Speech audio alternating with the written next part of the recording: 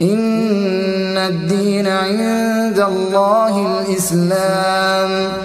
السلام علیکم ورحمۃ اللہ وبرکاتہ۔ سوال پوچھا گیا ہے کہ ایک روایت جس میں اوابین کی نماز کا وقت مغرب کے بعد بتایا گیا ہے، کیا یہ روایت درست ہے؟